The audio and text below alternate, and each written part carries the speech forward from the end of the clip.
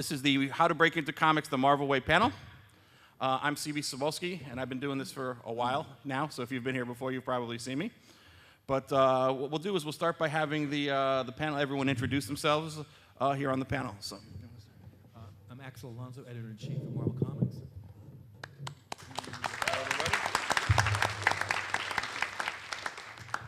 I'm Jim Zub. I'm a new writer at Marvel Comics. all right. Oh, and feel free to plug your creator-owned books and image stuff as well if you'd like. So that's part of breaking in, which we're going to discuss. My name is Sam Humphries. I write the legendary Star-Lord for Marvel Comics. I'm Declan Shelby. I'm the artist on Moon Knight. My name is Jordan D. White, and I am the editor of the Deadpool comic. And I'm Chris Anka. I draw Uncanny X-Men.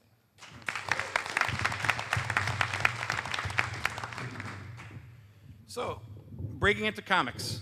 And as you can see, we have a very diverse range of people up here because we like to hit all angles of breaking into comics. Whether you want to be a writer or an artist or someone on the editorial side, we kind of answer any and all questions that you guys have about how to break into comics, no matter what way you want to break in. It's interesting, though, because I've been doing this panel here for about 10 years now, and over the last 10 years, I was just thinking about this morning, breaking into comics has changed so much. You know, there used to be specific ways about how you had to do it. You had to come here, you had to present your portfolio, you had to meet an editor, you had to, submit your stuff. And now, and Axel and I were just discussing this, just like there's so many different ways for people are getting exposed to comics, there's no single way to break into comics anymore. It was Devin Grayson, who was a writer, who once said that breaking into comics is like breaking out of jail. Once you find a way to do it, that way is closed, and for another person, they have to find their own way. And one of the things I would always like to do here is kind of teach by example. So you got, a range of people up here who have broken into comics. And what we like to have them do is kind of tell their story very quickly about their first exposure to comics and their path about how they broke in to get to where they are now. So how do you want to start, Axel? Or from the editorial side? I'll try and leave some time for everybody else. Real quickly, I discovered comics when I was about 5 years old at the Five and Dime. My grandma used to pick me up when my mom worked late, and rather than deal with me, she'd buy me a couple of comic books. My first comic book was Amazing Spider-Man number 131, and I was hooked. I loved comic books as a kid. I gave them up when I discovered Basketball and Girls, and I gave them up for several years, but rediscovered them when I was in college. And I rediscovered them through Alan Moore, and then later Frank Miller, a number of people that doing the big seminal works. And I kept reading comics into my early 20s. I never, for a moment, ever thought about having a career in comics. I didn't know it even existed, really. I figured people were doing it, but it just was not a route that I ever considered. I had a lot of different jobs. I got a degree in a bachelor's in politics. I worked as a journalist. I went back and got a master's in journalism. One day, when I was a journalist, I saw an ad in the New York Times that DC Comics was hiring editors. So I happened to be, not between jobs, but stringing, working for a lot of different papers, but without a full-time job. So I thought, what the hell? I'll send in my resume. And I got a call. I go to the interview wearing a suit. I'm introduced to an editor named Lou Stathis, who's since deceased. And after mocking my suit and wondering why I would ever show up at a comic book company wearing a suit for an interview, he says, I wanted to meet you for some time. I said, what's this about? I had no idea what he was talking about. And he pulled an article out of his desk, which was an article I'd written for the New York Daily News. And in that article, which had been about the use of the marijuana leaf in pop culture, I'd interviewed the head DEA agent for marijuana enforcement laws and the editor-in-chief of High Times magazine, the advocacy for hemp and marijuana. So both of these guys were so extreme that they came across as being kind of silly. But more importantly, the editor-in-chief had just stolen Lou Stathis' girlfriend. So he absolutely loved me. And he ripped out this article, and he remembered my byline because I had an uncommon name. If my name had been John Smith, he would have never, ever done 2 and 2. So I guess what I'm saying, it was absolute, complete, utter luck that I got into comics. I was offered the job, the money was horrible, It was less than half of what I was making. I thought, what the hell? I took the job. I worked at the Vertigo imprint of DC Comics for a couple of years before I was even vaguely happy with what I was doing, and had some success and some fun working there. I learned a lot there when Marvel came to me at a time when I was thinking of getting out of comics, and then President Bill Jemas asked me if I'd work for Marvel. I, of course, told him I would never, ever work for Marvel. So he wanted me even more. I was sincere. I already had a job with a book publisher. And he offered me Spider-Man, which really didn't mean anything to me. And I said, you're crazy. I haven't read Spider-Man since I was a teenager. And the next day or a couple of days later, I got a FedEx of Xerox's of Spider-Man, because before we had lots of trades and essentials and all the rest. Study up, young man. So needless to say, I took the job largely due to the fact that I had advanced word Joe Quesada was going to become the new editor-in-chief, and I knew I could work with him and for him. And the rest is history. I've loved it. I thoroughly enjoy this profession, and I think that all of my interests sort of dovetailed into the field that I'm in that I love so much right now. I guess what I would say is that my career path, and I think you'll find a lot of these people, my career path was not a straight line. It went all over the map. It made no sense. But only when you're where you are do you look back and say how working on a fishing boat, or as a produce truck driver, or as a political reporter, or in a club, writing articles, all of these things informed my job. But I will say that I did go about looking to get education in aspects of my field. I had a little bit of art school, though I was a horrible artist and hated art school. But I did a lot of writing and editing, and I fine-tuned that. So I think all of those went into me being decent at my job now. Yeah, and just building on that a little too, I think one of the other things you'll hear from a lot of these guys as they talk is that being a writer or being an editor or being an artist is not the only thing you are, especially in this business. You're your own self-promoter. You're your own marketer. You're your own accountant. There's every aspect of comics comes into play in your life in some way, shape, or form.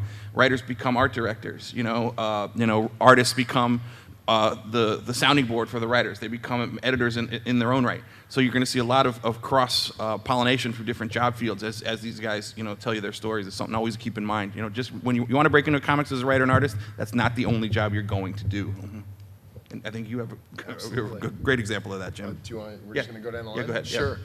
So it's funny because I talk to a lot of people, and for most people, the first time they've experienced my comic work is probably 2010 when I launched my image book there called Skull Kickers. But I'd been in the business for 8 years prior to that, sort of behind the scenes. I was working originally, I never, much like Axel, I never thought I would get a job in comic books. It wasn't something that I had originally planned. I wanted to be an animator, so I went to school for classical, sort of Disney-style animation. I worked at a few animation studios, and they're huge production teams, and you're kind of a cog in the machine, but I learned a ton about organization and production management and things like that. And the whole industry was shifting over to computer animation, and I was originally going to go back to school for computer animation. And I had signed up for a course for that, and a friend of mine named Omar Dogan was working at a place called Udon, which had formed and was doing work for Marvel. And so he said, hey, the studio I work at, they might need some extra people for the summer. You might want to drop them a line before you go back to school. And I worked there as a colorist for a couple months, and then that summer job turned into about 9 years worth of steady work. And I worked my way up from being a colorist to an illustrator, and eventually a project manager and art director. And so I worked my way up, found different ways to make myself invaluable to the company, never ended up taking computer animation. And around 2009, sort of got the itch. Why I got into this stuff in the first place was to tell stories. And I felt like I'd learned enough, and I'd taken some courses in film and script writing and things like that previously, and started to put out writing and wanted to pitch my own stuff. So I pitched a comic idea to Image, launched in 2010, and that really was sort of the big changeover for me, where people started to look at me less as an administrator and more as a creator. But all the business stuff that I learned, all the things that I learned about pre-production and project management and art direction and art, they all inform the things that I do very, very closely. And so now, when artists say they like to work with me, it's because I write stuff thinking like an artist, or I think visually about how this stuff works, and comics are a visual medium, you know. Editors like working with me because I'm organized and I've got my reference all put together in the way that they would want it. If I was an editor, this is the way I would want to put my material together. And I try and think about the different roles in the pipeline and how I can, you know, make myself most invaluable along that route. And I think that that served me really well. So like here at this show, I'm literally working for 6 different publishers. I'm doing work for Marvel, DC, Image, Dark Horse, IDW, Dynamite, like literally the top 6 guys in the business, and I'm building all these different projects, hopefully, you know, growing with each one. So, Fantastic. Sam? Yeah, I love doing this panel because I was in the audience of this panel like 3 years ago in 2011 here in San Diego and in Emerald City. And the message that I took from CB and Axel was that if you want to make comics for Marvel, you gotta work your way up. You gotta start by doing your own comics, whether you self-publish or they're online, or you work for an indie publisher, because Marvel's like Major League Baseball, and you gotta work your way up in college and the farm leagues and so on and so forth. And in 2011, I had been pitching a lot of comics to indie publishers and trying to get traction that way, and I had a couple short stories published, but nothing was really happening for me. And at the beginning of 2011, I realized that I was going to have nothing coming out for the entire year. I was going to have a dead year, and it was essentially the second year of my career, and I was going to kill whatever momentum, the tiniest amount of momentum I had managed to build up for myself. So I figured if I was going to fail, I wanted to fail really dramatically. If I was going to go down in flames, I was going to make the biggest explosion possible. So I decided that I was going to self-publish 2 comics, and that way, at least if nothing came of them, I could always look back and say, like, well, I made comics. I made 2 comics. I am a comic creator.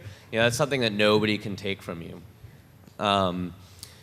I think there are children here, so I'm going to have to, like, tread lightly, but I made this book called Our Love is Real, and it's about, it's a sci-fi book. It's a love story about a cop who's really, really in love with his dog.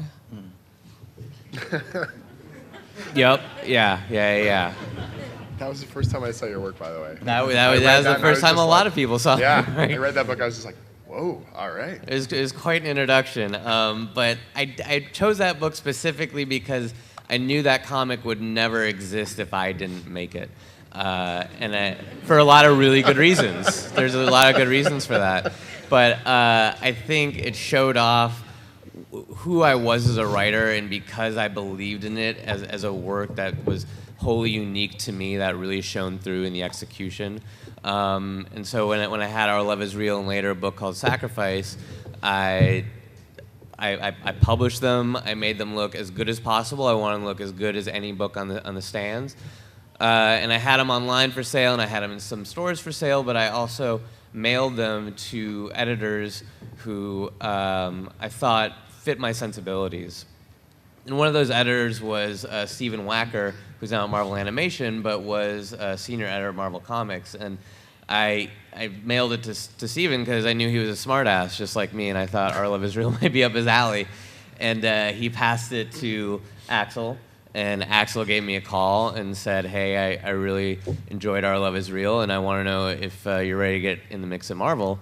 And I had said, okay, before we go any further, I just want to confirm you actually really did read the book and you know what it's about, right? He said yes, which was shocking to me. But I work for Vertigo, remember? That's right, yeah. I didn't know Axel's sensibilities at the time, but I think really what anyone in this room should take from that is that you shouldn't wait for anyone's permission to make comics and to do comics that you feel strongly about and you really believe in as a creator. Nobody's going to reach out to you and pluck you out of obscurity and make you a comic book creator. You have to decide that you want to be a comic creator and then do whatever it takes to do that. If I could expand on 2 things you said, Sam, real quick. Sam made 2 good points, which I want to emphasize, is that you should know who you're submitting to. There are so many, almost every day, we get emails and packages from people that just say, dear editor, and every single person in the comic book industry is CC'd on it, I would like to work for you. And that's not how you approach things in this business. Like Sam said, he knew Steve Wacker had similar sensibilities, and that's a very important word. You should always pitch or send your stuff to people who you feel have similar sensibilities. And some people say, well, how am I supposed to know that?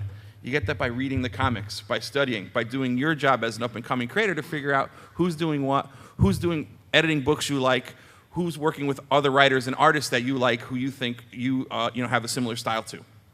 The other thing is we do get a lot of packages every day. And I specifically remember Sam's packages because they would come in and they would have the comics, and you would never write like a typed up letter. You always had those like kind of, the comic box or the comic backing boards. He would always write kind of in your big handwriting in different colors, hey, check it out, new book, hope you like it, Sam, And he kind of identified himself that way. I used to get packages from artists who would actually illustrate the envelopes or the packages, and that always stood out from the stacks that we get on our desk when the mailroom comes around every day. So you also should be very unique in the way you're going to submit. Come up with a way or submit in a way that maybe not other people are doing that identifies yourself. Deck? In case it's not very clear, I'm not from America, so the idea of working in comics, I just didn't know how I was going to do it. Not a lot of comics in Ireland, going back over the years, but it was a case of I started working, going to conventions, I came to this show 7 years ago, and I was in this panel, so it's pretty mad for me to be here now telling you what to do. But what you want to do is, well, I essentially started through a small press route. I came to shows, I showed portfolios, I took advice, I applied it to my work.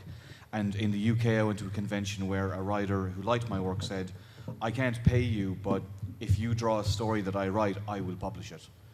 And true to his word, he did, and then I had an actual comic that existed. Before that happened, I just had portfolio pages, and portfolio pages don't make you a comic book artist.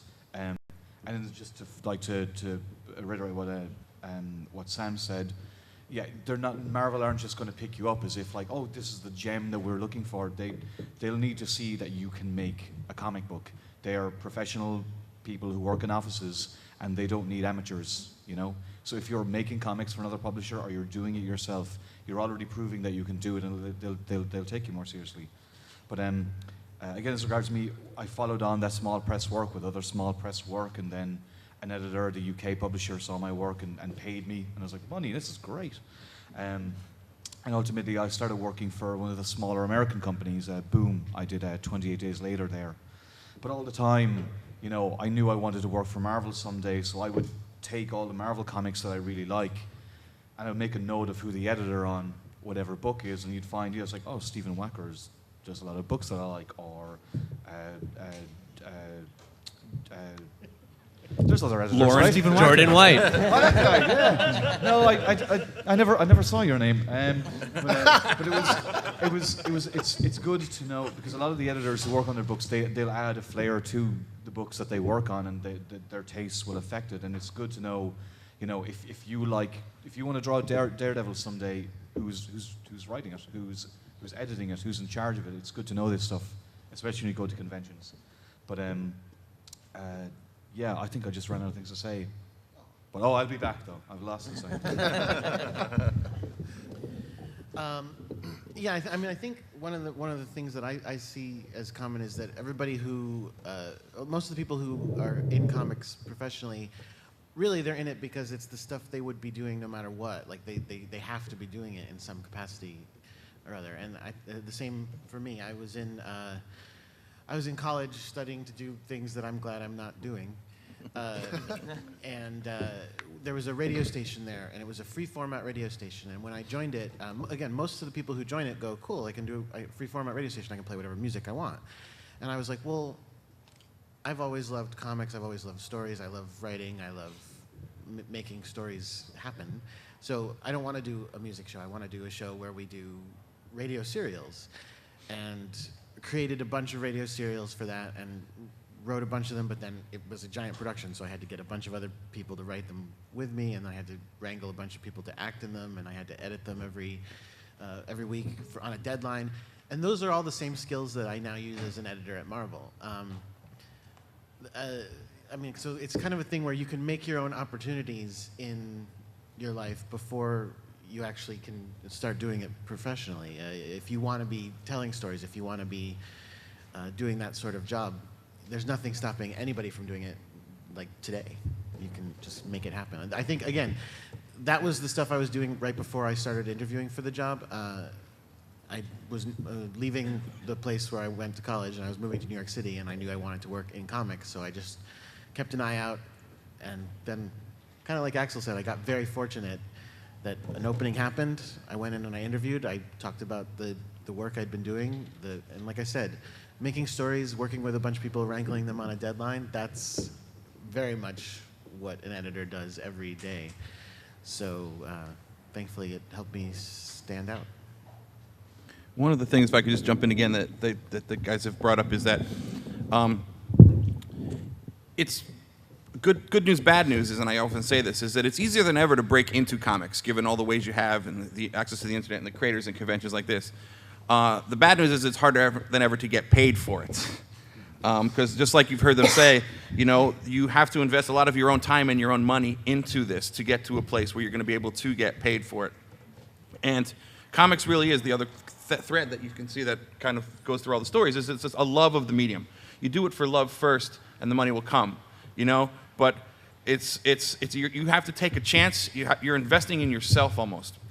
And it's something I don't want people to think, and I think they've reinforced it here, is that you're not going to just say, I want to be in comics, and all of a sudden the dollars are going to start rolling in. You do have to work to get paid. Yes. You don't walk in off the street and get given Amazing Spider-Man. It just doesn't work that way. Take a look at almost any other profession. If you're a decent basketball player, there are steps you go through to get to the NBA. You don't just suddenly land there. And we really are the big leagues. And so, even when we were walking in, a gentleman in the audience gave CB and I a copy of his self-published comic book. He's a writer. This took time, and this took money to produce. But it's worth it, because if nothing else, you've created something and you've refined your craft. And in the best case scenario, you give this to somebody who actually enjoys it enough that they consider, giving you the feedback you need to hear, or give you a job. Sam, I think it was Sam that coined the phrase, don't wait for permission to create comics. Or maybe he was paraphrasing me and I'm remembering him, whatever. But the long and short of it is, you shouldn't. If you love doing something, you should be doing it. An artist is an artist because they have to do it, not because they're waiting for somebody to pay them. A writer's a writer because that's what they do. They have to write, not because they're waiting for someone to pay them. And I think the least impressive portfolios or submissions we get are ones where we get a lackluster form letter, dear editor, and then a number of pinup shots, which it's almost irrelevant the level of craft, if the drawing is good or awful, because we don't see anything in that portfolio that tells us what you could do with a comic book page. So I urge you, go out and do it. Spend money. What are you going to spend your money on? Video games. Spend it on making a comic book. If you're a writer, find an artist. For an artist, it's much more of an investment than a writer. So maybe you figure out a way to pay him a little bit, but find a way to make it work. It was interesting. I had before we get to you, Chris, 1 second. I had a guy email me recently. He said, "Hey, remember me? I sent you some samples about a year ago, and I was just wondering, is there any opportunities for work?" And I said, "No, nothing's up right now. But why don't you send me some of your new sample pages?" He goes, "Oh, well, I haven't drawn anything new since I last talked to you." And I said, "Why not?" He goes, "Well, if you're not going to pay me, why would I do that? I have a day job where I'm already working, getting paid. If you're not going to pay me, why would I do work for free?" And I was like, wow, that is the completely wrong attitude on so many levels to have in breaking into this industry. Also, sorry, I'll just say that if you start making comics, you're probably terrible. So you want to iron out as many, like anybody who starts in a craft, they need to don't laugh at me. You're going to need to get better. And when you're in a place where you want to show your work to Marvel, and when they see a level of skill and craft, they'll appreciate it. If you're just starting, you need to iron out all those. If you're a writer, you need to write some bad stories, figure out why they're bad, apply that to your work. If you're an artist, your perspective isn't good, you work in perspective, you approach it. I was working at Marvel for a couple of years, and I was happy, I really liked it, and then I see Chris Anka's stuff, I'm like, You know, it's really, there's somebody amazing who's going to just come out of nowhere, and like that's your competition. You need to constantly be trying to do better all the time. And if, like CB was saying, this guy's just sitting on his backside, like just like waiting for the call, like he's probably not going to get that call, you know? Yeah, look around you in this room. That's your competition. The guy sitting next to you, you're all here to break in some way, shape, or form. That's a competition. Also and us, we don't want you to take our jobs. Yeah. We shouldn't even be on this panel. That's right, that's right. First thing you got to do is no, I'm just kidding. Hey, Chris, you want to tell us your story then? Do you guys know if Nick Lowe saw my animated films? Nick Lowe? Yeah, because I feel bad being on this panel because I have no idea how I got hired. I wish Nick was here because I've never asked him to this day because I don't want to know the dirty. So I was taking a break from college where I was going for animation, because that's the only idea that makes sense to me. And I was working at Sideshow at the time, and through contacts I was able to get a cover test, and I did it, and nothing came of it. And then randomly, Nick Lowe just emails me. So, I'm sorry, guys. Yeah, he's like, I really want you to work in comics. I'm like, Nick, you know I haven't done anything, right? He's like, yeah, I don't care. Just, you guys want to do something? I'm like, well, I'm going back to college, so I don't want to like put all my time in, and I don't feel ready to. He's like, all right, well, we'll write covers. I'm like, that's what I want to do. I wanted to be a cover artist at Marvel. I never wanted to do interiors. And so Nick is a consolation prize for me saying no to him. Gave me covers. And just Nick never stopped asking. I did covers for about a year, and then he knew I graduated, and I started working at on Nickelodeon on Ninja Turtles. And he goes, okay, so now that you have free time, you want to do comics? I'm like, Nick, I have a job, right? He's like, well, what about 10 pages? I'm like, all right, fine, I'll do 10 pages. And I did A+X. And he's like, okay, what about all new X-Men? I was like, fine. Like, Nick is a guy that I just can't say no to. And so he knows that, like, because he's the guy who offered me the Colbert Report thing the night before, because Nick knows I'm just not going to say no to him. So basically, like, my whole, like for 4 years, it was just, I owe it entirely to Nick Lowe just not taking no for an answer. All these people doing these stories about, oh, we worked so hard, and you're like, somebody dragged me into. I know. Yeah, you better get out of here. Put me in the man, front that's and just walk over me. Like, But I gotta tell you, Chris, having an editor in your corner, Yeah, like you were talking no. about Steve Wacker, Bill Roseman's been that for me. Where Marvel, I grew up on Marvel Comics. It's so funny when you said the first comic that you remember. Like I remember, Amazing Spider-Man 232 is the first comic I bought with my own money, and so Spider-Man's my guy. I love that stuff, and always wanted to work for Marvel, but that was the one sort of thing I didn't feel like I could, break the veil or whatever.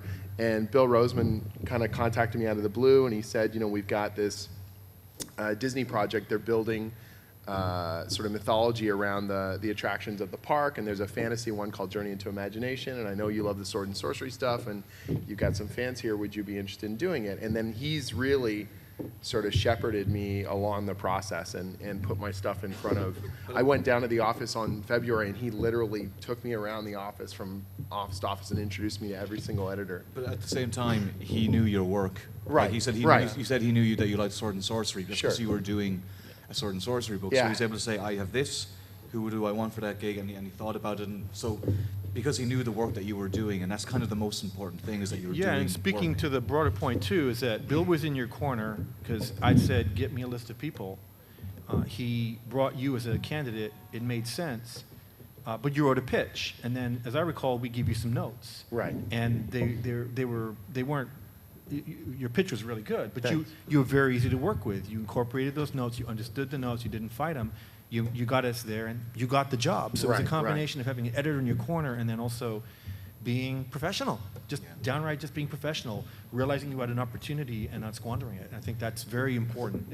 We like working with people who are easy to work with. There's an editor's joke about how to be an employed freelancer, you need to be good, fast, or nice.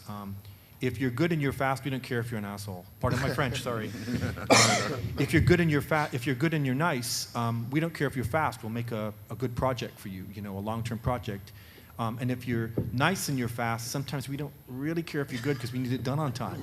Don't tell anyone. That stays in the room, okay? That's not to aspire to. Yeah. Exactly. If you're all three, then you're in really great shape.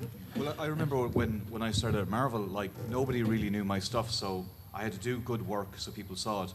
I had to make sure that would not miss a deadline. Like my girlfriend colors a lot of books, and I had no idea how late so many artists are. Like lots of them, and it blew my mind. Writers too. Don't worry. Yeah. Oh well, actually. Yeah. But I mean, to me, it's like, why would you be late if that's when they ask you to have? It just didn't make any sense to me. So I prided myself on being on time, a little early if possible. But editors appreciate that too, because it's not just their job to get your pages. They need to hand it to the colorist, to the letterer. The more easier you make their life, the more they're going to appreciate it as well. And editors get in trouble if you're late. The buck oftentimes ends with the editor, and if it's on a bad enough level, ends with me. So I'll make my editor's life very uncomfortable if it ends with me. So there are repercussions for not being professional, and they're not just for you, but the other people you work with. And the writer's the first part of the pipeline, so you're slowing the entire production down at the very start of when everything's supposed to be getting underway. So I was writing last night. I didn't go out partying last night. I got sort of the last of the writing stuff I need to get done so I can enjoy the rest of the weekend. But it's like, that to me, I feel that real pressure, and I try and really put myself in the head of, if I was down the pipeline, if I'm the editor, if I'm the colorist, if I'm the letterer, if I'm the artist, how would they feel not knowing when this stuff is coming or what to expect? I think that's empathy is a big part of the whole working process. Yeah, and one of the things to remember is in this day and age also, it's not just about breaking into comics, it's staying in comics. You're only as good as your last job, because the editors have lots of people. All of you want to be in comics, and someday you might be, but you're fighting, with these guys for their jobs. And if you miss a deadline, or you fall down on a gig, or something happens, there's always someone there who the editor can turn to replace you if need be. But you're only as good as your last gig in many cases in this job. But also, just to counter that a little bit, CB, because it's not quite as mercenary. No, as no, that. Yeah. I just want to be. But I think the one thing I want to point out is that if you're professional, you're more likely to have us watch your back. Yes. If you're professional and you help us out, and we do this all the time, we'll go out of our way to find a way to get a bridging assignment or this or a cover or this or that to try and keep you in play, because it's a quid pro quo. Yes. It's a give and take. And so that's where being professional is that little extra wild card that incentivizes us to, scratch your back too.